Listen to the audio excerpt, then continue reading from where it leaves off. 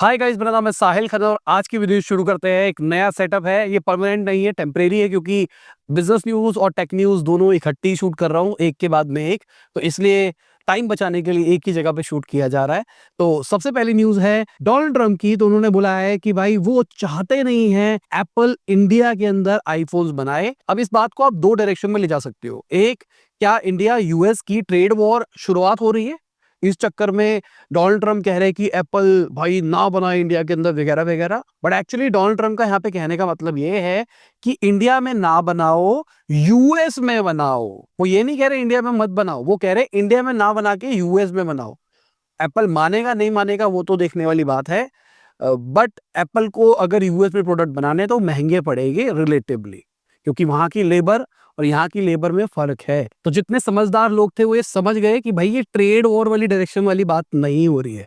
बहुत सारे लोगों ने यूट्यूब के ऊपर कंट्रोवर्सी बना रखी है कि भाई ऐसा कुछ हो रहा है। कल मैं ही था सबसे पहला जो बोल रहा था कि भाई ट्रेड वॉर हो सकती है। बट ये एक क्लैरिटी दी जा रही है कि भाई शायद ट्रेड वॉर नहीं होगी, क्योंकि डोनाल्ड ट्रंप ने एक और बात बोली है कि भाई इंडिया ने यूएसए को ऑफर करी है ट्रेड डील बिना टैरिफ के। मतलब कोई टैरिफ नहीं लगेगा, मजे से ट्रेड करो। क्या ये पॉसिबिलिटी है या फिर नहीं है, सवाल सबसे बड़ा है। क्योंकि डोनाल्ड ट्रंप ने हो सकता है प्रेशर डालने के लिए बोला हो कि भाई बोल दी अब तो तुमको माननी पड़ेगी बात सारी की सारी। और क्या पता उन्होंने बोला है जीरो टैरिफ, हर प्रोडक्ट के ऊपर ना हो, कुछ स्पेसिफिक कैटेगरीज के ऊपर हो। बाकी इंडिया ट्रेड सरप्लस है यूएस के साथ में, तो कहीं ना कहीं इंडिया को तो बेनिफिट ही होगा इससे ओवरऑल। अगर हम ओवरऑल बायलैटरल ट्रेड की बात करके चले तो 2024 के अंदर $129 बिलियन का था, जिसमें से $45.7 बिलियन ट्रेड सरप्लस था इंडिया का। अब यहाँ पे सवाल निकल के आता है, आईटी एक बहुत बड़ा एक्सपोर्ट का पार्ट है इंडिया का, बट आईटी इंडस्ट्री थोड़ी नीचे जाती हुई दिखाई दे रही है और ये बहुत बड़ा रीजन है एआई की वजह से। मैं थोड़ा समझा देता हूँ वाला कंसेप्ट ना। इंडिया को काम क्यों मिलता था, मेरी डिजिटल मार्केटिंग एजेंसी क्यों चलती थी, या फिर इंडिया के अंदर बहुत सारे डेवलपर्स क्यों काम करते हैं, इंडिया को काम क्यों दिया जाता है ओवरऑल? क्या इंडिया वाले बहुत ही जेन्युइन बंदे हैं? ऐसा नहीं है। क्या इंडिया वाले बहुत ही टेक्निकली साउंड बंदे हैं?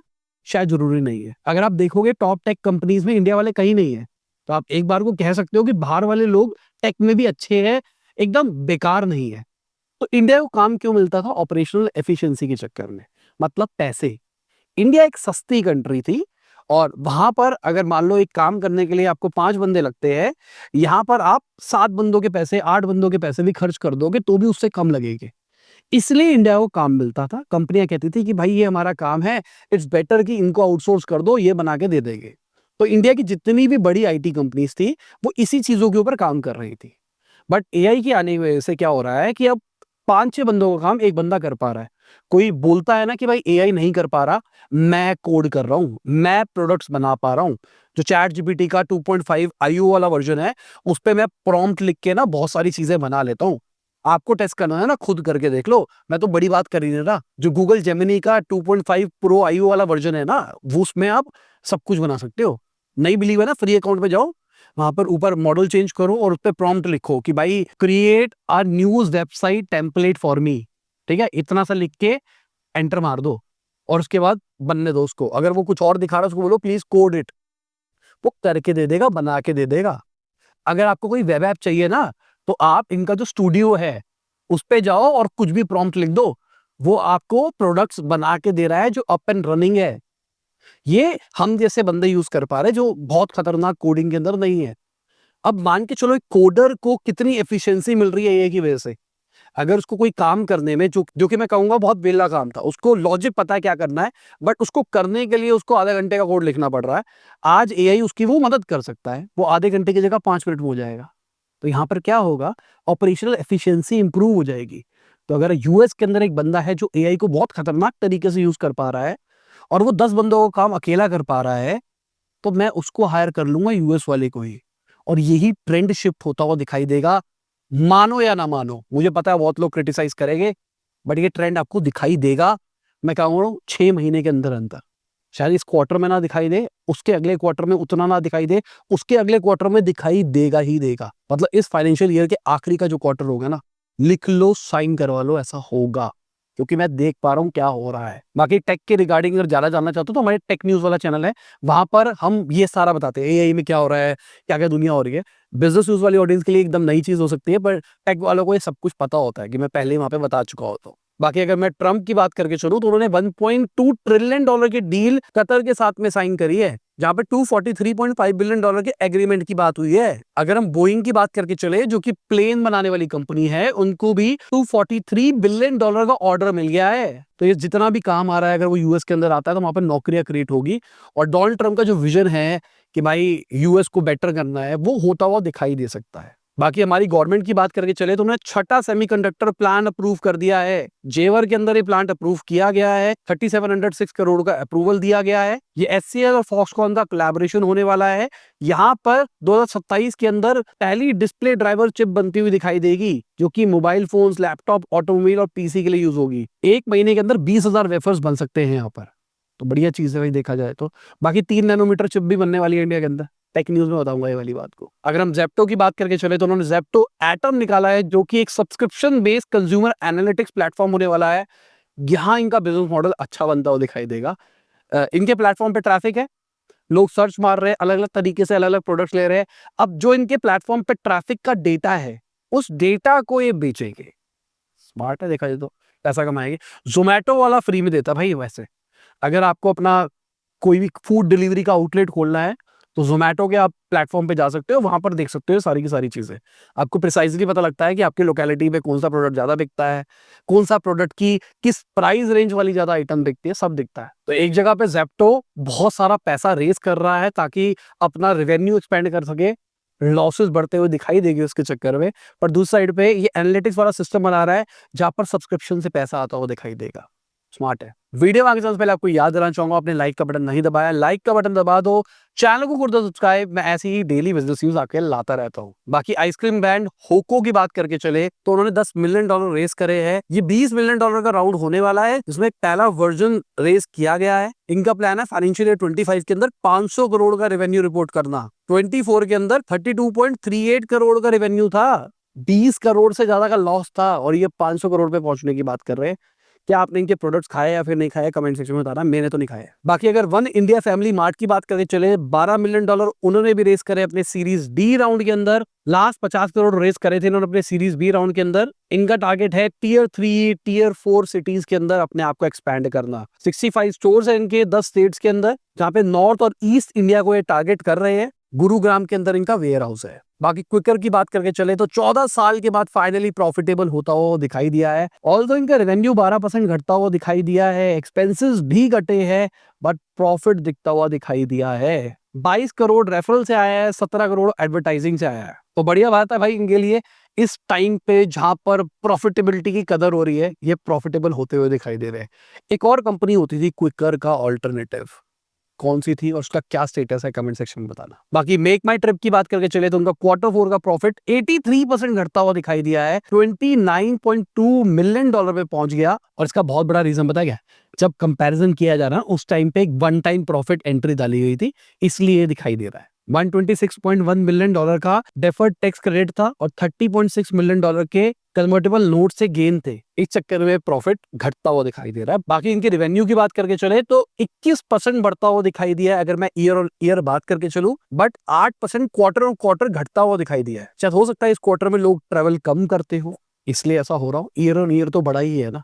कभी मुझे लगता है ट्रैवल वाली चीजों को साइक्लिक ही चेक करना चाहिए, मतलब ईयर ऑन ईयर करना चाहिए, क्वार्टर बाय क्वार्टर नहीं करना चाहिए, क्योंकि लोग स्पेसिफिक टाइम पे ही घूमने के लिए जाते हैं, हर टाइम तो जाते नहीं है। बाकी मेक माई ट्रिप पे 250% कैंसिलेशन दिखाई दे रही है अजरबैजान और टर्की के ऊपर। भाई बढ़िया चीज है मेरे हिसाब से। सब लोग बाइकआउट कर रहे हैं, सपोर्ट नहीं दिया था भाई हमको, अब सपोर्ट नहीं दोगे तो भुगतना पड़ेगा। ये आ रहे थे सामने बोल रहे हैं कि भाई आम जनता ने कुछ नहीं किया आपका, बट हमारी आम जनता ने भी तो कुछ नहीं किया ना। वॉर कही जा सकती है। आज इंडिया वालों में पैसा है, खर्चा कर सकते हैं, आज हम कंट्रोल कर सकते हैं चीजों को। जो देश चल रहे हैं ना हमारे पैसों पे, हम उनको रोक सकते हैं। बाकी 60% बुकिंग ड्रॉप भी देखने को मिला है, और इसका रीजन क्या है? जो कंपनीज है ना उन्होंने बोला है कि भाई आप नॉन एसेंशियल ट्रेवल को दोनों कंट्रीज में मत करो, अवॉइड करो। कोई भी मजे वाली चीज हो वो इस कंट्रीज में करो ही मत। बढ़िया है ना भाई। बाकी निशांत पिट्टी जी की बात करके चले तो उन्होंने एक अपने कॉम्पिटिटर को एक्यूज किया है कि भाई वो आर्मी का सेंसिटिव डेटा यूज करता है। उनका कहना है कि वो कंपनी भाई चाइना बैक्ड है और वो आर्मी पर्सनल को स्पेसिफिक डिस्काउंट देती है अगर वो अपनी आईडी अपलोड करे। तो इससे बहुत सारी चीजें हो सकती है। जैसे एग्जांपल के लिए एक आर्मी पर्सनल बुकिंग करा रहा है, आपने डिटेल ले ली, आपको पता लग गया वो कौन है, कहाँ पे है, और वो जहाँ पे जा रहा है आपको पता लगेगा वो कहाँ से कहाँ पे गया है। तो आप मूवमेंट ट्रैक कर सकते हो, बहुत कुछ कर सकते हो। क्या ऐसा होता होगा या नहीं होता होगा ये सवाल है। होता होगा, क्योंकि हुआवे के इन्वर्टर्स के अंदर भी रेडियो वाला सीन निकल के आया है, जहाँ पर ऐसी चीजें होती हुई दिखाई दे रही है। टेक न्यूज में समझा रखा है, वहां पे देख लेना। बहुत प्रमोशन कर रहा हूँ टेक न्यूज का, बट एक्चुअली कुछ जो वहां की खबरें वहीं पे रखूंगा, यहाँ की खबरें यहीं पे रखूंगा। बाकी रिलायंस की बात करके चले तो $2.9 बिलियन का लोन उन्होंने रेज करा है। रिसेंट टाइम में सबसे बड़ा लोन है ये। रिलायंस दबा के इन्वेस्ट कर रहा है भाई मैन्युफैक्चरिंग के अंदर, अलग अलग एनर्जी सेक्टर के अंदर, अलग अलग कैटेगरीज के अंदर। देखते हैं रिलायंस के आने वाले 5-6 साल कैसे होते हुए दिखाई देते हैं। बाकी अगर अपने YouTube प्रीमियम नहीं ले रखा तो भाई बहुत ही बुरी खबर है आपके लिए। YouTube एक नई चीज को टेस्ट कर रहा है, यूएस के अंदर कर रहा है, जहां पर वो पीक टाइम को देखेगा। जैसे अगर मैं अपनी वीडियो की बात करके चलूं तो YouTube एनालिटिक्स में उनको दिखाई देता है कि किस टाइम पे पीक आया, किस टाइम पे ड्रॉप आया, किस टाइम तक लोग देखते हैं। तो हमारी वीडियोस के जो पीक हो गए जस्ट उसके बाद में ऐड ट्रिगर कर देंगे। मतलब वही टीवी सीरियल वाली बात हो गई, जैसे कुछ होने वाला होता है वैसी ऐड आ गई। मूवी के अंदर कुछ होने वाला होता है वैसी ऐड आ गई। ये वही वाला गेम खेल रहे हैं, बट क्या हम रिवर्स तो नहीं जा रहे? अब ऐड ऐड के चक्कर में उनको फोर्स किया जा रहा है ऐड फ्री वाले की तरफ चले जाओ। हमने टीवी छोड़ा था, ओटीटी पे आए थे, इसलिए आए थे ताकि हमको ऐड ना देखनी पड़े। बट कहीं ना कहीं अब सबके सब ऐड ऐड ऐड वही टीवी वाला सीन करे जा रहे हैं हमारे साथ। तो पहले आपको सब्सक्रिप्शन भी देनी है, फिर ऐड भी देखनी है। ऑल तो आप ये भी कह सकते हो कि टीवी के अंदर भी हम सब्सक्रिप्शन तो देते ही थे और ऐड भी देखते थे, बट वहां पर हमारा वाईफाई यूटिलाइज नहीं होता था। तो ओटीटी वालों को वाईफाई फ्री देना चाहिए ना फिर। बाकी अमेज़न वाले 100 एम्प्लॉइज को निकाल रहे हैं अपनी डिवाइस डिवीजन से। जो इनका एलेक्सा है, एको है, रिंग है, जूक्स है, सबसे निकाला जा रहा है। और क्यों निकाला जा रहा है? ऑपरेशनल एफिशिएंसी के चक्कर में, एआई की वजह से निकाला जा रहा है। सीधी सी बात ये है, कोई नहीं बोलेगा आपको। जैसे मैंने आपको पिछली बार एक वर्ड बताया था ना कि भाई रीस्ट्रक्चरिंग तरीका है लोगों को निकालने का। तो वो पहले एक वर्ड यूज होता था रीस्ट्रक्चरिंग। आप दिखाते थे कि भाई हमने रीस्ट्रक्चरिंग करी है और हम अपने आप को और एफिशिएंट बना रहे हैं। तो उसका मतलब था जो बंदे ढंग से काम नहीं कर रहे हैं, जहां जहां बंदों को निकाल सकते हैं निकालो, कॉस्ट कटिंग के चक्कर में। ऐसे ही अभी ये नया वर्ड निकल के आ रहा है जहां पर आपको समझ में नहीं आ रहा भाई उस बंदे की जरूरत क्यों है। आप सोच रहे हो कि ये तो टेक्नोलॉजी से सॉल्व हो सकता है, निकालो। बाकी सेंसेक्स की बात करके चले तो भागती हुई दिखाई दी है भाई। निफ्टी 25,000 से ऊपर पहुंच गया और इसका बहुत बड़ा रीजन था ये जो डोनाल्ड ट्रंप वाला सेंटीमेंट निकल के आया है। क्योंकि पहले खबर आ रही थी कि भाई इंडिया यूएस का ट्रेड वॉर वाला सीन हो सकता है। फिर खबर निकल के आ रही है कि भाई नहीं हो रहा है ट्रेड वॉर, अब तो भाई भाई हो गया है। तो इस चक्कर में सब कुछ पॉजिटिव दिखाई दिया है। ओवरऑल देखोगे खाली इंडसइंड बैंक ही नीचे दिखाई दिया है, बाकी सब भागते हुए दिखाई दे रहे हैं। बाकी इसी के साथ में आज की बिजनेस न्यूज खत्म होती है। उम्मीद करता हूं आपको मजा होगा। लाइक कर देना, शेयर कर देना, कमेंट बताना वीडियो कैसी लगी। बाय, गुड नाइट, शब, खुदा हाफिज, गुड मॉर्निंग, आफ्टरनून, जब भी आप वीडियो देख रहे हैं। जय हिंद, वंदे मातरम, दुआ में याद रखना।